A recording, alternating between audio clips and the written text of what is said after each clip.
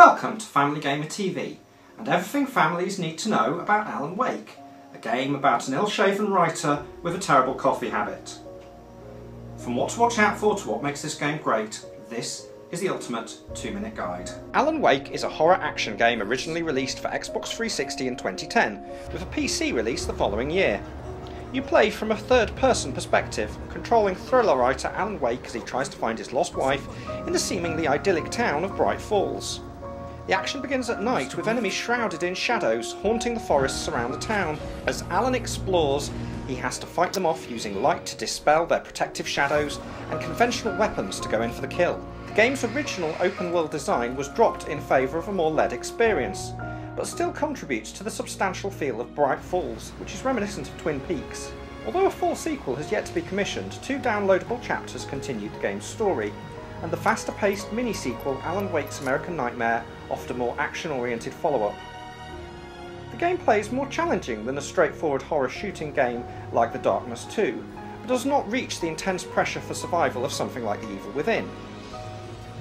Alan Wake was developed by Remedy Entertainment, best known for creating Max Payne, and released by Microsoft for 360 on disc or digitally, and on PC via Steam. The main game costs £14.99 on the 360's marketplace. As with many older digital releases, keep an eye out for flash sales and similar offers. Alan Wake's main storyline will take around 11 hours for an experienced player to complete. In the UK and Europe, PEGI rated Alan Wake as suitable for over 16s with a content descriptor for violence, and rated Alan Wake's American Nightmare as being suitable for over 18s with an additional content descriptor for violence against defenceless people. The game's rating authority expanded on their PEGI details by saying that realistic violence can be found in 2 of the cutscenes, both containing characters being punched in a realistic manner. There are also a few cutscenes which imply that people are injured horrifically, e.g. being killed with an axe. Alan Wake explores, sometimes heavy-handedly, themes of creativity and insanity, with fact and fiction blurring as Alan's writing affects the world around him, and vice versa. As well as collectible pages from a book that predicts future events in the game, there's further commentary on the action from radio shows and TV episodes that Alan can watch and listen to as he explores. Combined with the nighttime setting and the disorientation of roaming large open spaces in the dark, this gives the game a dreamlike, disturbing feel. Horror stories about authors losing their grip on reality have a long tradition, including Stephen King's The Dark Half and John Carpenter's movie In the Mouth of Madness.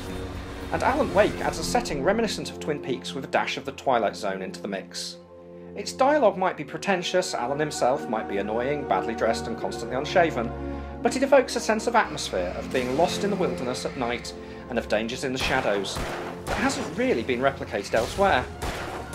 The use of light to strip away protective shadows, followed by using conventional weapons to deal damage, makes for unique, panicky combat, and players will often find themselves running for the safe haven of a light source, nerves jangling. Years later, it's still a unique game and well worth checking out. Thanks for watching our 2-minute guide to Alan Wake.